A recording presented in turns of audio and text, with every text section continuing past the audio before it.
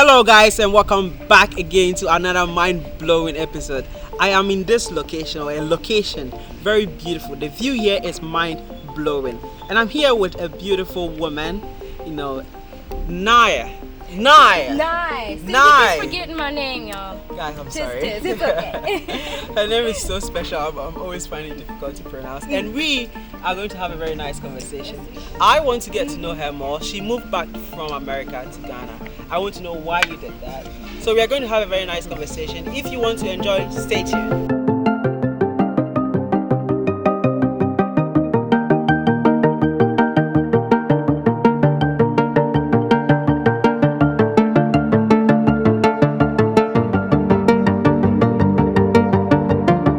Guys, welcome back. As I said, now she is Nara, and can you please tell us a little about yourself, who you are and what you're doing, and for those of you who don't know you. So yeah. Okay, well, hello everybody. My name is Nai. Well, my full name is Niger, but I go by Nai. I have a YouTube channel called Nai's Corner. I'm here from America, from the diaspora, and all my Cali people, Cali in the house. I'm here with my mom. We moved here for about 4 to 5 years now. Wow. We moved here in July 2017. And I have to say, the journey, it has been quite interesting. Yeah. I moved here when I was 23, so I'm representing kind of like my young people, coming here to Ghana, making that move from America. So even on my channel, it's just about me as a young diaspora woman here. I kind of look at it as also like an information highway. I interview contractors, I interview fashion designers, I interview real estate agents, just kind of giving people a feel of what it's like here, and even resources of how they can move here coming from the West, and even some real fun stuff about me, my relationship challenges. We even get into deep stuff even about colorism here, and just a myriad of things, what I like, what I hate about here, so just all that kind of so stuff. So for more of this content, go to her YouTube channel, okay, Nai's Corner, and just subscribe, and enjoy the rest of her videos. So we are going to have a little conversation. I want to get to know her more. Also want to find out why she even decided to come to Ghana. Look, to be honest with you, America is America. Okay? Right. You're in a nation where it's the land of opportunities. You could be probably making $100,000 to $200,000 a year as maybe salary or whatever. Yes. But I mean, you decided to just move back from just leave there, leave all that greener pasture. I know, it sounds crazy, to right? Ghana. I know so many people, when my mom and I left, Yeah. I had friends, I had co-workers tell me, Right. like, why are you moving from America? It's war-torn there, there's nothing there, what are you thinking, right? I was just kind of like, okay, am I really making the right move? But it's a long story, so would you want me to get into the story? Yeah, I mean, I would ask in a way that, they said Africa is like a jungle. Yeah. Right? I mean, what was the things people said to you, like in depth of example, things people said, your friends, like, what are some of the things they said to you, trying to discourage you? It's so funny because it's like they try to support you, but it's almost like an apprehension, of kind of like, I want to support you, but I don't think what you're doing is the right thing. It came out of the blue, it came out of nowhere. I have one example, check this out. I had a co-worker, he was supposedly, in England for a little while. He worked for the Queen and all that. And personally, I didn't believe him, but okay. Yeah. And he came to me and he was like, I was there during my wartime. And, and I don't know why you're going there. There's a lot of unrest. There's so much to consider with going there. So why would you and your mom move there? They don't have internet. They don't have, the comforts of where you're living. So really think this decision. And I'll even have another story for you. When after my mom and I moved here, she sometimes she suffers from hypertension, but I think it was the whole I guess you'd say, like, the pressure of it all, of moving to another country. And we also lost my grandmother about a month ago, so she really didn't have time to grieve. It was all happening all at once. So about a week after we came here, she suffered from her blood pressure went up, and she got kind of sick. So she called some friends in America, and there was one guy that she didn't even know. Out of the blue. I said it. Yeah, it's like, I don't even know you, but you're gonna get on the phone trying to tell me. He was like, what are you doing there? You need to have a spiritual covering. These are all spirits, because there's a lot of witchcraft there. There's a lot of witchcraft there. That's a What that's are a you lot doing? of misconception. Yes, because my thing is there's witchcraft everywhere. You know, there's witchcraft everywhere. England is a high concentration of witchcraft. Right. You know, America, Yeah. high concentration. Anywhere you go, you're going to have your Right. level of witchcraft. So Right. here, I mean, if you let them tell it, you would think there was, I mean, a whole lot of witch doctors Yeah. standing at her door. And she was like, did it ever occur to you that I've been under a lot of pressure? But it's just that narrative of people being scared to come here, and kind of out of our friends and our family, my mom and I were the ones that almost defied the status quo, defied the odds of coming here. And now you guys making are a here. life. We're here. We've been here for 4, going on 5 years now. And I have to Regardless say, of what it's they great. said, Regardless of what they said, we just really followed the most high's voice. Most high's voice. that's my next question. Mm-hmm. What pushed you? Did you know someone here? No. Did you have a family here? No. Why did you choose to move from America? What really kicked in? Like, I want to really understand. You told me earlier on, but I want you to say so that they can, kind of understand why you moved back, what pushed you to move back. So if you don't mind sharing a little bit. Of course, I would love to share. I would say it started in about 2014, 2015. My mother came to me one night and told me, you know what, the Most High has put in my spirit that I'm supposed to move out of the country. And I was like, out of the country, because we talked about moving before. You know, like I said, we're from California, so we're maybe going to talk about moving like someplace down south, like Georgia, North Carolina, something like that.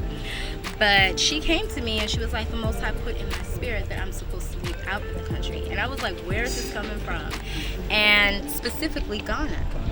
It was just Ghana. Go to Ghana. Go to Ghana. We had a few confirmations of where we were supposed to go, because my mom knew we were supposed to move out, or she was supposed to move out, but she didn't know exactly where to go.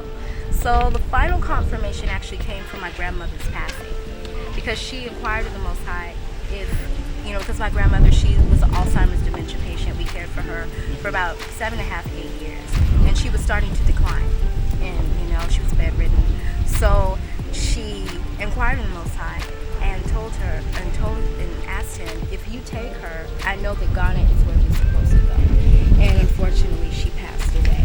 So she knew then. But she came to me, and because I was, like I said, 23 at the time, so I was grown. She was Very like, young. "You're grown." Yeah, I was very Right. young. I was very young, but she told me, she was like, you know what? You're a grown woman, so you have an option to do what you're doing. Either you want to stay in America. stay in America, or you want to move with me. And I even inquired of the Most High, went into prayer, and he told me, you're supposed to be a support system to her, you're supposed to follow her there, and that's where you're even going to be blessed as well. That's an amazing story. But to be honest, did you ever felt like, oh, I don't know where I'm going, I'm a little scared? I mean, be realistic. Oh, hell yeah. You can't say like, yeah, let's go, I mean, Oh be my realistic. gosh, I will never forget the Right. amount of emotions Right. that came through me during that whole time. Like I said, we were grieving my grandmother's passing, Right. but at the same time, we were packing and moving to uncharted territory. Like you said, we knew nobody. We didn't come with a bag full of money. We didn't come with a concrete plan.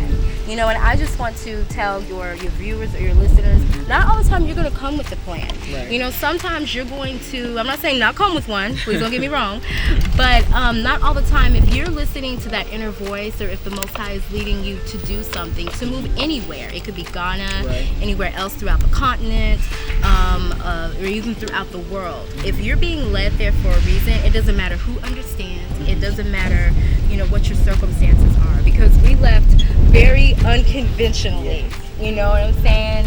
And it was something that was really, really a testament to him So would you and say- his goodness. Would you say all this is worth it? You moving back from America to Ghana, would you say it's worth it so far? So far, I think it's worth it. Of course, I'm not going to sugarcoat anything. Anywhere you go, There've you're been going to face challenges, right? you're going to face your challenges. You really are. You're going to face your challenges. People who are coming from the West, this is a different system. Things are done differently. Things are looked at differently. You have to have a lot of patience. My mom, she kind of struggles with that, with the whole patience. So you're going to face your challenges. I'm not going to say that, here is just paradise. Nowhere is paradise.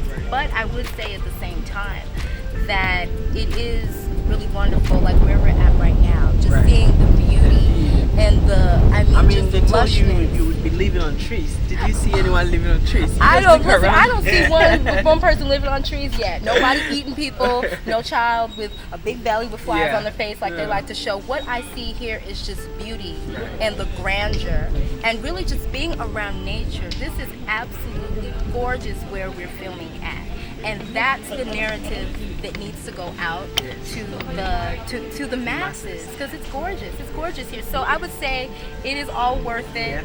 You know, really, Ghana's not for the faint heart. I'm not gonna lie to you, but it is all worth it at the end of the day, especially what us as Black melanated people go through in the West. I can only speak for America, but it is really nice to be somewhere where your ancestors have been, where you know, you're around nature a lot in the more unspoiled places. It's just lovely. Would you say you feel at home? I would say if I feel at home.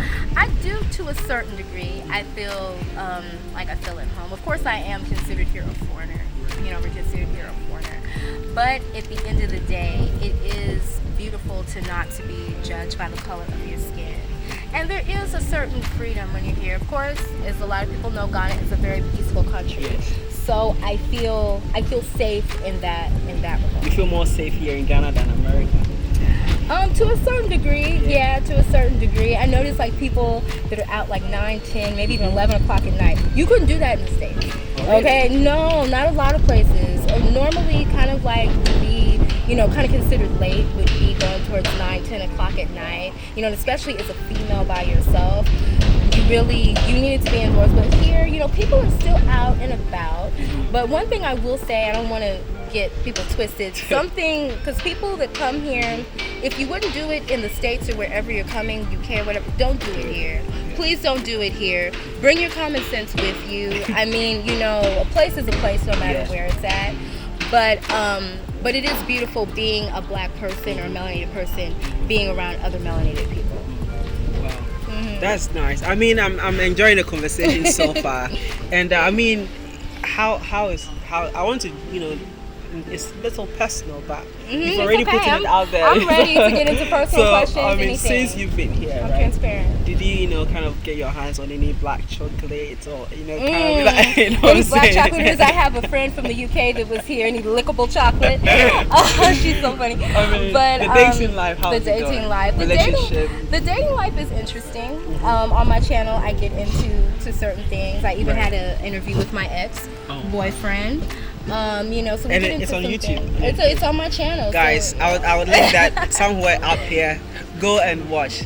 You made a decision. You moved back. You were guided by the Holy Spirit, like we discussed.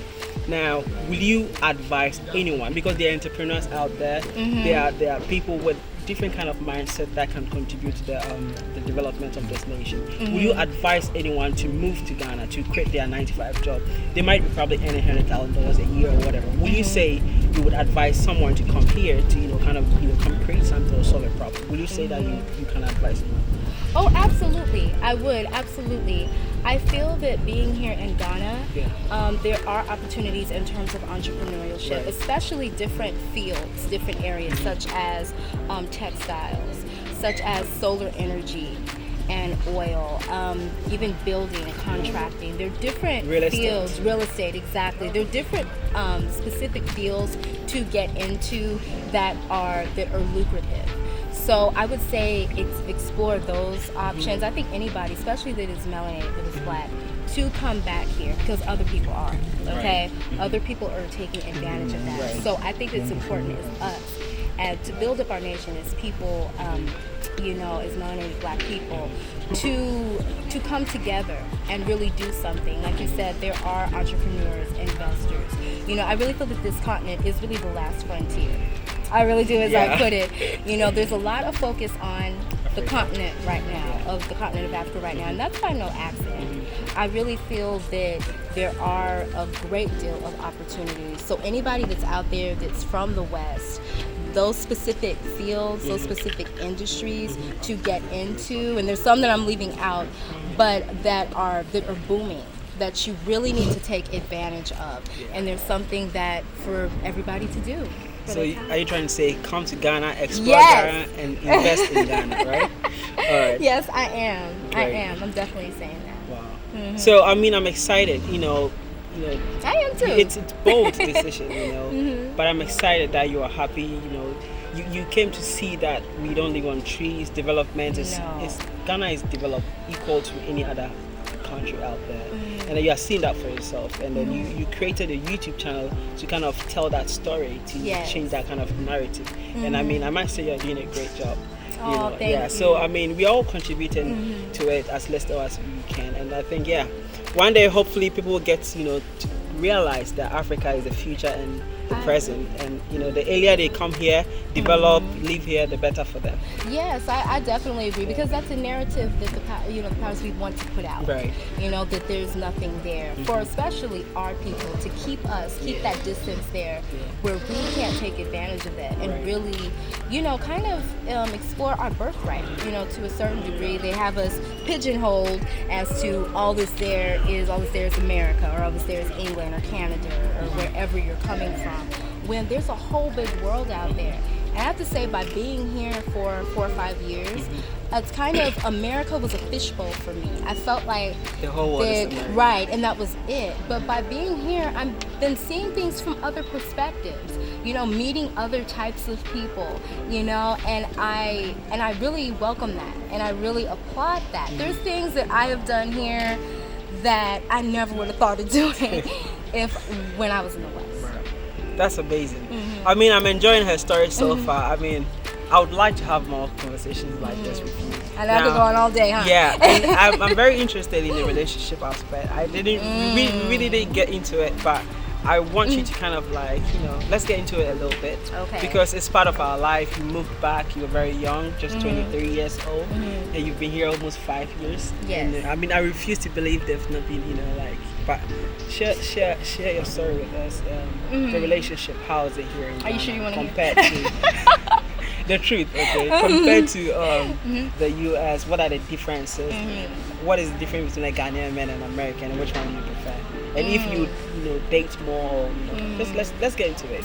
What do you think? It's so funny that you would ask that question, because I was another content creator interviewed me, Authentic African Joe. Shout out to you. I was on his platform, and he did an interview talking about the dating scene here. Yeah. Who's different, diasporan men or men from the West, or Ghanaian men? And I would say, to be honest with you, there's plus and minuses to both. I mean, yeah, I know that, but be honest, there's plus and minuses to both. I feel that Ghanaian men are more respectful. Oh, okay. I feel they're more respectful. Kind of, they want to, just in my personal experience, want to kind of get in your head more and kind of get to know you a little bit better. Versus diaspora men, I love my brothers, I really do. I do, but it's kind of right away you want to get into the physical aspect. Yeah. When there's more. What do you mean by the physical aspect? Oh, well, you should know. We both grown. We both grown. I just want to say it. Hitting the sheets early. And I feel that there's more to a relationship than that. I'm not saying that I have not had my share of Ghanaian men to do that too. But I would say the totality, with Ghanaian men, more respectful, kind of a little bit more family oriented, really want something out of the relationship. But my diasporan brothers, I love them. I feel that in the diaspora, there's also pluses there as well, because it's somebody that I can relate to. I can, of course, because, we know each other so well. You know what I'm saying? So I can really relate to them more. But it's just, you want to have a relationship where it's not just a physical thing. As I've said before, it's good to have a connection and chemistry. You know what I'm saying? So are you trying to say that Ghanaian men are just physical, or that diaspora men just like to get into it? I'm not saying all, because that's not right to generalize. But, I feel that my experiences, with Ghanaian men, and, they want to get to know you a little bit more. So, as it stands now, yes, would you date a Ghanaian man or a diaspora? Why would you want to put me on the spot like that? Okay, before I ask that, are you dating now? It's up to debate. No comment. All right. So, relationship, it's a big deal here. Yes. And I think we would one day sit down and have like a full episode where we talk about relationship here. And then, Yeah, I will say this for diasporan men and women. You want to make sure that the person, Ghanaian, male or female, because I mean, there's some beautiful people here, Right. really gorgeous women. And I know you men may be swept off your feet. The same thing with the men, but you want to make sure that that person really is into you and not trying to use you for anything, any type of gain, whether it be financial or trying to. We were leave. discussing about this. We were talking about that, and it is an issue here. There's It is an like issue. it's a saying, I don't know, but Mhm. if a native Ghanaian man Mhm. date a black American, just like they want maybe money, because You have to people be, think like you have to be careful. You have to be careful, and I'm speaking to my brothers and sisters from the diaspora, especially my sisters, because it's more of us Yeah. coming out here, and I'm seeing more diaspora women getting in that trap. Make sure that the person's there for you. Make sure that they're not trying to use you, talking to people online. Make sure that the person is really into you. I've interviewed a lady who's been here for over 20 years. She's from the diaspora, Wow. and she goes through the laws, statutes, and customs of kind of how things work here. Because even though we look similar, we come from different cultures. Right. So the way we would maybe look at marriage or a relationship is different here. true. So you just got to be careful. Like I said, anything that you would not do in the States or wherever you're coming from, don't do it here. Now listen to her. Take that advice from her. It will come in handy. Okay, so let's talk a little bit about. Now you are here. Yes. What are those? Some of the things you are doing here, business-wise. Tell us a little bit of what you've been up to on the continent to kind of help, support or to create anything that you're contributing or you're working on.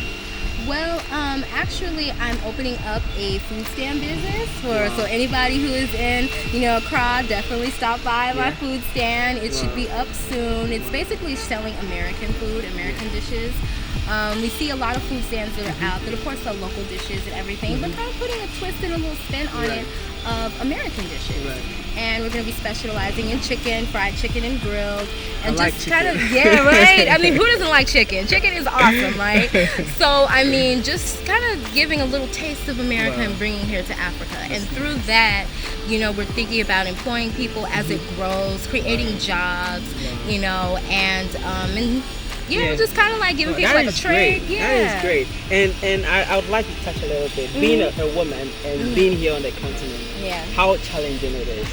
How It just a is. little insight. It is very challenging and Yeah. interesting, let Yeah. me tell you, because here I've noticed it's kind of patriarchal. I'm going to be really honest, and kind of being a woman here, kind of being looked upon in a sort of, that's different because, I mean, women have been doing things and making strides in the States for a while. But when you come here, it's kind of like, oh, well, you're a woman. But, I am a female, but I can do the Yeah. same type of things, Yeah. and so that has been a challenge for me being a American woman being here, and even for my mom as well, because she drives, right? And sometimes the males here try to The show her how to guys. drive, and she's like, you know what? I've been driving for probably longer than you guys have been alive. Right. Okay, she started driving when she was little. Her dad taught her how to drive. Right. And she got her license at 16 years old. Right. So I mean, so just little things like that. Being a female, and being away from America, kind of how females sometimes are viewed. But I think that it's starting to change here because there's a lot of female entrepreneurs. I think I read that. Like yourself. Yeah, like myself. But even Ghanaian female entrepreneurs, I read that this continent has the highest female Yeah, of entrepreneurs. yeah. So that's wonderful. So I think that slowly but surely there's some You are getting strides, there. but you're getting there. You're getting there. Wow. So that's awesome. So after all this, right? What would be the most important advice you can give to anyone out there in the diaspora in America, it could be Britain, anywhere, trying to move back to the continent to kind of contribute to the continent, what would be that important advice you would give to the person to kind of maybe whatever to take measures before coming to Africa? What would be that advice? It can be 1, 2, 3. Well, my number one advice is to take things slow. Some people come here acting like, I know the culture, know how everything works. When that takes time. My mom and I, we've been here for 4 years and we're still learning. We're still babies compared to some people who've been here 20, 30 plus years. So I would just say, get to know the culture. Don't come here thinking, oh, I know everything. Because at the end of the day, like I said before, it's a different culture. I stated as well, bring your common sense with you. Things that you would not do in wherever you're coming from, don't do it here. I think we sometimes miss that. We're, I'm in the motherland and I'm in the vibe and everything, which is great. But, you have to also use your common sense as well and really go kind of like your gut feeling. And again, bring your patience with you. Bring, things right now I get frustrated with because I'm kind of like, I do sometimes too. Right, it's kind of like, okay, how come this isn't going fast enough? Or, how come this person isn't getting back to me? Or they're saying that they will do something, but actually they're doing something else, not really telling me straight out. So our approach is different. So I would just say, please bring your patience. Frustration, it may come, but tough it out. It is all worth it. And another thing too, people who are coming here to live, I'm not saying to visit, but to live, please look at your money in cities. We had a conversation, remember earlier about that? Please look at your money in cities. Don't look at it in dollars, pounds, or whatever currency that you're used to. Because even though our money goes farther, at least the first thing they can look at it in US. Accra is expensive, especially Accra. So you just want to look at your money wisely. Okay, but you'll make it when you come here. I wouldn't change a thing. Nah. Wow, that's great. Thank you so much for being courageous and moving back to the continent to regardless of the stereotype, you are here now. You are making a change, you are making a difference, and Ghana really appreciates you, and I hope you guys are you've gotten enough for information from our conversation. We would like to have more conversation where she can also ask me. So if you want to watch, you can also visit her YouTube channel. Link will be in the description below. Go there and go check the conversation we had on her YouTube channel. Subscribe and stay tuned. There will be amazing content coming your way. So thank you so much, Hayford. It was an honor to be on the channel. It's a pleasure, I thought she wouldn't come when I invited her. I'm so excited she came. And that would be the end of the video. So stay tuned for amazing content coming your way, and subscribe to our YouTube channel. And thank you very much for watching. And bye.